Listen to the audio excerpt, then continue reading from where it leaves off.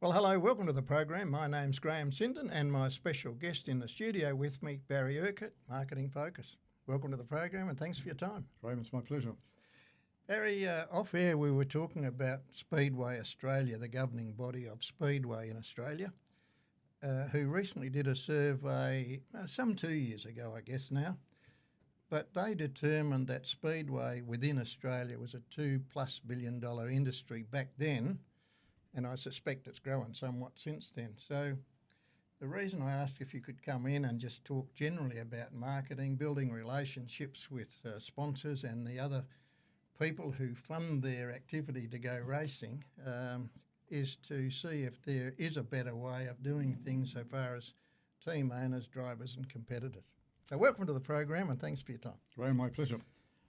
$2 billion is a lot of money, and yet it's not. It's minuscule in the bigger picture. Let me put it into perspective.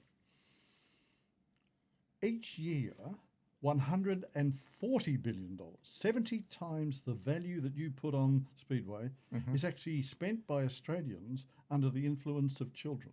It's called pester power. Now imagine that, $140 billion of potential expenditure.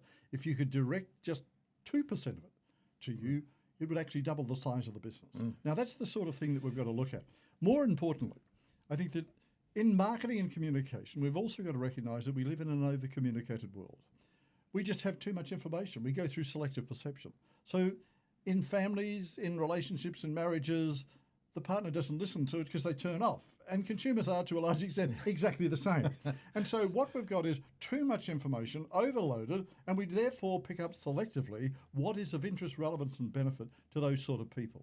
So sponsorship, I would say, is an important topic. It's a fundamental situation, but it's not the objective, it's not the goal, and it's not the purpose of what we need to be speaking about at the moment.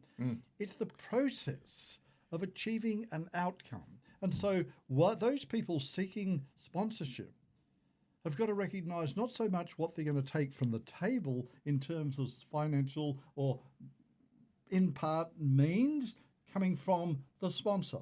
What they have to address is what do they bring to the table, to the advantage and benefit, because sponsorship is really a mutually beneficial, ongoing, sustainable relationship. Win-win is very, very fundamental. So put out of your mind the concept of sponsorship and money going there, because unfortunately, and I've done extensive research on this, more than 90% of the money that is invested in sport generally and sponsorship overall is wasted. It's put there as a good intention, emotional base. It's not quantifiable, it's not monetarized, and therefore it does not really give a good reward. So what we need to do is structure discipline, focus purpose, and then follow up and follow through.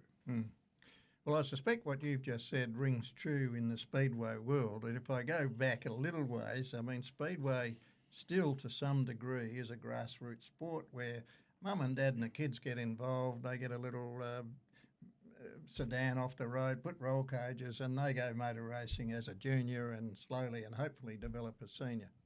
And at that level, it is very much grassroots. But of course, if they're any good and they show promise, then they need money to become better and more proficient at what they do. At the high end of the market, there are people with $1 million transporters, a couple of race cars, some spare race cars in their race shop, which is a full-time race shop. They've got full-time crew chiefs. And I suspect that even if they won every race that pays any significant prize money, they would still have to rely on sponsorship to fund their sport. So it was in that context, I know it's a broad context, but I was hoping that you might be able to give some insight into what it is these people need to do to, A, attract sponsorship at that high-end level and then retain it, because it's not like putting a sticker on a car these days and getting $500,000, $10,000. There's much more to it, and returns on investment and so on. There's an object lesson from that. Let's go back to 2000 with the Sydney Olympic Games. We had 10 major sponsors sponsoring the Australian Olympic team. Now, that was in terms of $80 million per corporate sponsor. There was one in particular I want to make reference to, the airlines. So that 4 weeks after the conduct of the best Olympic Games the world has ever seen, A study was done to say who were the sponsors of the Australian Olympic team. More than 67% of people nominated Qantas as the sponsoring airline. It was actually Ansett. And sadly, because Ansett just had signs on posters, they didn't follow it up, they didn't complement it. Within 6 months, Ansett went broke. Not because their sponsorship didn't work, but it was indicative of, hold on, you just can't put a sign on a competitor or on an arena and believe that people will look at it, respond it, engage, buy, and then become loyal to it. So I think that to a large extent, it's all about communication. Marketing is about communications and opportunism. So what we need to do is when you're looking for sponsorship, you've got to say, who is it that I want to talk to? Who is it that I can bring to the table an advantage and benefits? Now, just imagine, there's 27 million Australians, there's 18 million who will vote, and there's more than 20 million of them are either driving or have an aspiration to drive a motor vehicle.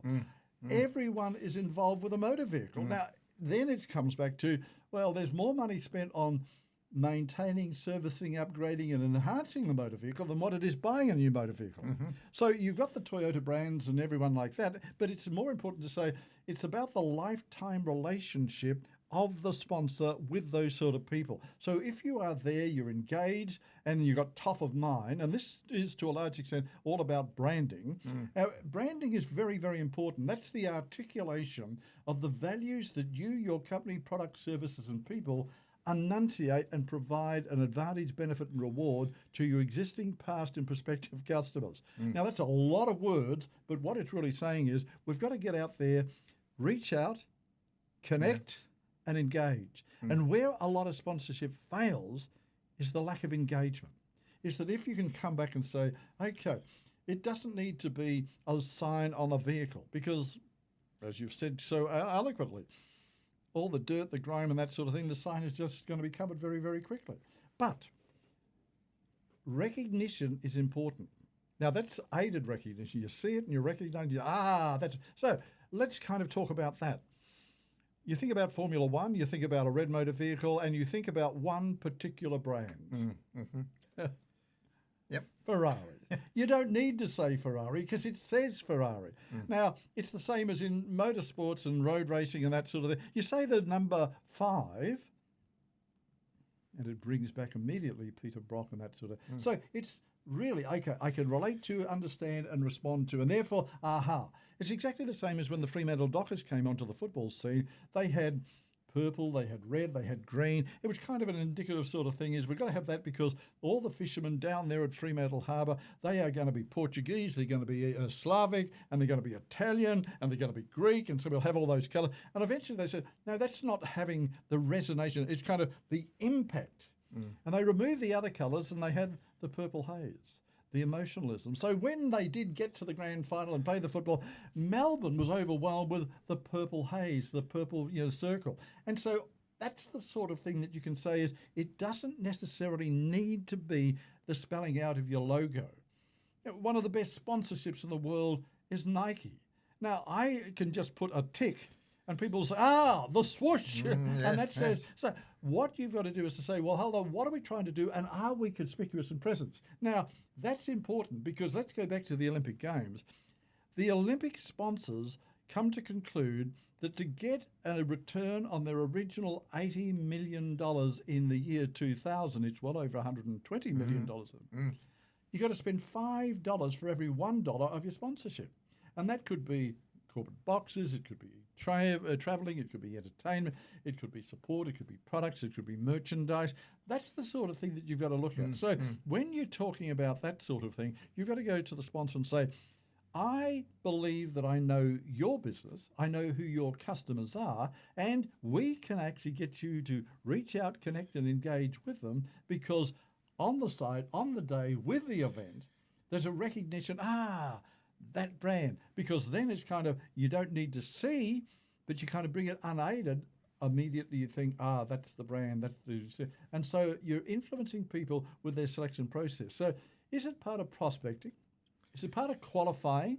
Is it part of extending the sale? Would you like fries with that? Now that you've bought your Toyota vehicle, would you like servicing, extended warranties, tyres and that sort of... So all of those sort of things can come in to represent what is the value package. So where you fit. So in many instances, a sponsor is not the sort of person who will say, well, I will go in isolation to that prospective person who's got very deep pockets and they will give me financial support. That's the means. No, what's the purpose? So when you sit down and you're talking to a prospective sponsor, know who you're speaking to. Give them a purpose. Give them an objective. Quantify what you're giving to them in terms of advantages, benefits, reward. Have a process where you can monitor them and then say, well, hold on, you have that, but I can give you access to supply chain, customers, geographic areas, and you can have it with your name. It can be Dardanup, it can be Bunbury, it can be Kalgoorlie, it can be Maddington, whatever it may be. It's just the connection. And when people say connection, bang, I see that. Yes, they're the people who are with Speedway Australia down at the Motorplex and that type of situation. We'll take a short break and we'll be back with more of Barry Urquhart in just one moment. Don't go away. At Maddington Toyota, we're all about great deals, value, quality and service. Head to our website for quality new, demo and pre-owned vehicles with videos so you can find your perfect car. We can organise the details by phone and email and deliver the car right to you. Check out the entire Toyota range, plus a huge selection of pre-owned vehicles, all backed by our real commitment to great service. Maddington Toyota, great deals and great service. Oh, what a feeling. Welcome back to Talking About Speedway. My name's Graham Sindon. My special guest in the studio, Barry Urquhart. So is there anything that assume that I've got major sponsorship from Maddington Toyota as an example, is there anything that I can do apart from brand awareness to direct traffic to the sponsor that's providing money to me? As a marketer, I keep saying to people that if necessary, if possible, people wouldn't want to buy a motor car, they wouldn't want to buy insurance, they wouldn't want to buy it's always a task. And so you remove that sort of the buying process, but you kind of simplify the sort of message that you've got to have. And so what you need to do is to say, what we need to do is to be very conspicuous, because 70% of the reasons why people prefer a product, a service, a brand, or to deal with an individual is based on emotion. How can we emotionalise the message? That's a very key point. Like, why did you buy that motor car? Well, let's go back to Pesta Power. A lot of people don't recognise that over 50% of the reasons why people drive a particular motor car with a particular colour, with a particular configuration, whether it's a manual, automatic or whatever, is based on Pesta Power. The kids say, oh, I'm not going to be seen driving around and that sort of thing, I'm in the back seat. So what we need to do is to say, now, in that type of situation, we can have influence. If we can get them to touch, feel, involve and make contact with, that's the sort of thing where you become the fulcrum, you become the leveraging point to actually engage and connect. Now, there's another point. It's the sort of thing with merchandise. When you sit and think about Taylor Swift, she goes out and she does her concerts. She does a concert, comes into Australia and does well over $1 billion worth of business in one set of 5 concerts. Most of it's on merchandise. Merchandise is superb. If all of a sudden you can say, well, there's going to be a big event Friday night at the Motorplex, and we can get out there and with your Toyota logos, with your Toyota car, we can have a group of people who are very conspicuous. It will be the sort of thing that will be picked up by cameras. It'll be the sort of thing where people at the arena on the day near the course will actually see that sort of, and it will reinforce the message all the time. So what you can say is, why don't we do this? BHP, when they sponsor the Eagles Football Club, they spend an inordinate amount of time, money and resources getting Nick Naitanui to go up to the Pilbara to do sporting councils with young Indigenous footballers. Social conscience. Oh, well, they're not just a mining company who's ripping off the economy and not paying taxes. Hold on, they're giving back a lot. And so their credibility, their image, their sense of worth was enhanced greatly because of a sponsorship of a football club using a footballer to actually out there and accelerate and elevate their presence and contributions to the community at large. So what I'm simply saying is sponsorship should not be just oh, well, here are, we'll give you some money. That will seldom ever work. You've got to talk about value. You've got to talk about the lifetime value of that relationship, and the way that you do it, you set out your purpose, quantify the performance, monitor it, give advice, and then go out there and refine and recalibrate that at all times, giving the people the reassurance. Because there's nothing a person in a corporate life likes better than to say, someone say, you made the right decision. Hold on, have a look at what we've done for you. As a receiver of sponsorship money, I mean, I think there is a huge potential in saying to a sponsor, Barry, I'm not just going to stick a sticker on my car representing your company, but I can put that sticker or my car in front of 30,000 people at the Perth Motorplex, for argument's sake. But more than that, the footage, the television footage goes to Clay per view all around the world, 10 million, 20 million people, and about 10 times during the season is live to free-to-air Channel 7 coverage. So your brand now is not just a sticker on my car, but it's very much enhanced. And that's what one of the adages of marketing is: share of mind equals share of market. When people are free of all external stimulants and they say, I'm thinking about buying a motor car, I'm thinking about buying some work tools, I'm thinking about doing some training, who do I bring to mind? One of the greatest difficulties in business is trying to get to speak to a person. I hear it in, day out. Barry, if I could only speak to more prospective customers, I could do more business. So in many instances, you seeking sponsorship can say, and I can get you in front of or in the mind of your existing past and prospective customers, reinforcing certain values and advantages. That will be outstandingly successful.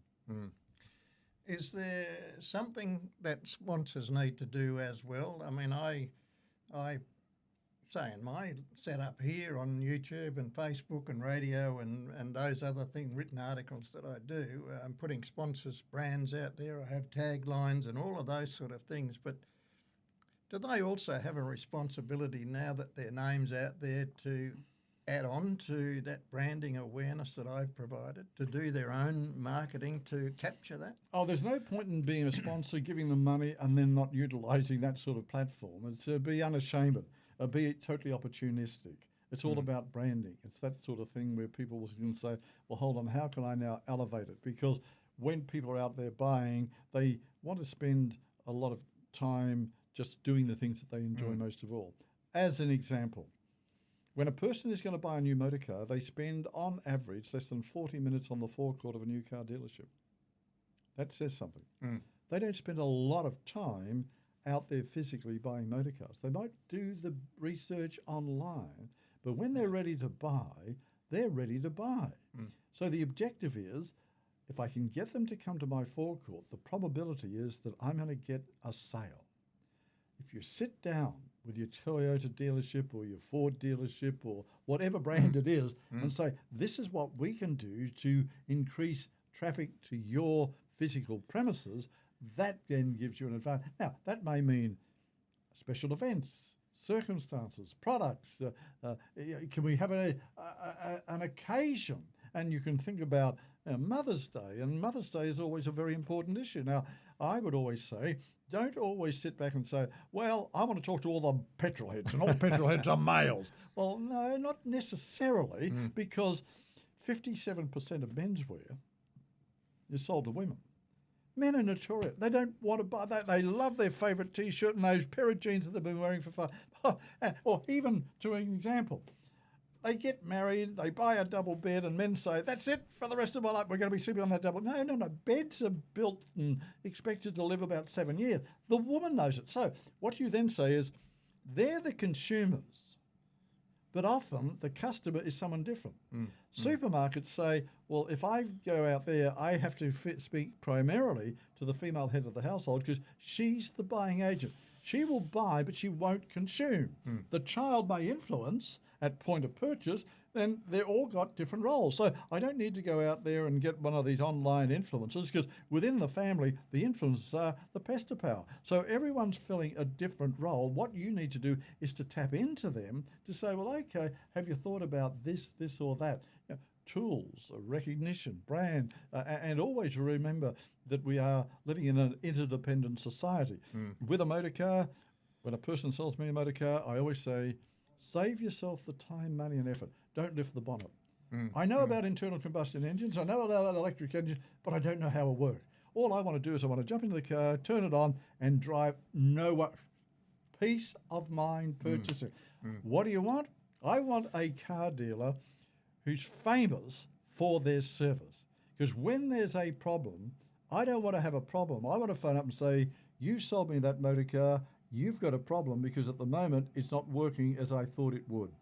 And if you respond, that's what it's about. And that's great sponsorship because that's great relationships. Now, earlier on in this conversation we're having, you mentioned major sponsors look for an investment of a 5-to-1 ratio. I think Maddington Toyota is similar, 3-to-1 or whatever, but they're certainly looking for a return on their investment. How would I, if Maddington Toyota is sponsoring me, help them get a 3-to-1, 5-to-1 return on investment through the vehicle that I have available, signage and brand awareness and those sort of things? Structure, discipline, and documentation. You got to sit down and say, let's write out a proposal. A lot of people hate, we are a very literate society. We can read, we don't read. In fact, you speak to a centre manager of a shopping centre and say, what's the one question asked of you and your staff most of all? Where are the toilets? Oh, sir, just above your head that says, see, we can read, but we don't read. So what a person seeking a sponsorship, whether it's a company or a product or a group, a cooperative, sit down and document what the proposal is. Show what the purpose is. Show what the outcomes are. Show what the advantage. Show the avenues of how you can actually optimize and multiply and cascade those sort of things on an ongoing basis. Once you do that, then you say, all right, what we're going to do, we're going to implement a process where we're going to monitor this so that you're getting feedback. High achievers set reasonable goals but like feedback. It's a little bit like a dog. When you throw a dog a bone or you throw it a stick, it comes immediately back, puts it at your feet, and you say, good dog, because he's been told he's a good boy because he's got feedback. Sponsors are no different. When you say you're going to do something for me, go out there, do it, but don't say, oh, well, they'll appreciate that. No, go back and tell them what you've done and how they're being advantaged and enjoying the benefits of it. Then you say, what we can do now is, what about we do this, this, and this, or collaboratively, what can we do together now to extend that to actually enjoy greater rewards than we ever imagined? And see, it's structure, it's discipline, it's documentation, and it comes back to communication. Presume nothing. It's the sort of thing where you have to say every night before you go to bed, darling, I love you, and that will be a loving relationship which will be fostered all the greater in the morning. If you don't tell them, you don't get rewarded. True enough, true enough. Well, Barry, it's been fun chatting to you. I mean, we've only just scratched the surface because it's a very complex subject matter that I've chosen to speak with you about. But nonetheless, I think it's a good start and may have triggered the emotions of many in the Speedway arena anyhow about the importance of sponsorship and how better to engage with those that are serving you well, providing some money for you to go racing. Speed is not the key point. It's not noise. It's not the petrol head or the burning of rubber. It's the fact that it brings people together. They're emotional, they want to talk about it, and they will talk about Speedway, their enjoyment, and the advantages that they get from following that sport in all situations. We live in a pluralistic society. That one person who's the petrol head wakes up in the morning and he's next door to a spouse. So he's a spouse. The kids come in, he's a father. Then he drives to work, and so he's on the road. So he's a joint member of the community. He's an employee or an employer. He goes to the sporting club. He's pluralistic. He's going from role to role to role. And often there's a common theme and stream, and that is motorsport, Speedway. Utilise that. Alvin Toffler, who wrote Future Shock, he was the world's first ever futurist. We brought him into Australia on one occasion, and on the Hiawatha, the boat from the West Australian newspaper, which was a hospitality boat, he turned to me and he said, Barry, always remember this. Old information looked at through new perspectives, creates new information. So when you're looking at sponsorship, when you're looking at sponsors, don't look at them as sponsors. Think of them as people with a need that you can satisfy, fulfill, and exceed. And then there will be a greater appreciation because they will see you offering value, not coming cap in hand saying, can you give me more money? That is the essence of a sustainable, mutually rewarding relationship. So there we are, ladies and gentlemen. Barry Urquhart, Managing Director of Marketing Force, coming in and chatting to us about marketing and engaging with sponsors. We hope you enjoyed the show, and we'll do it all again next time right here on Talking About Speedway. Bye for now.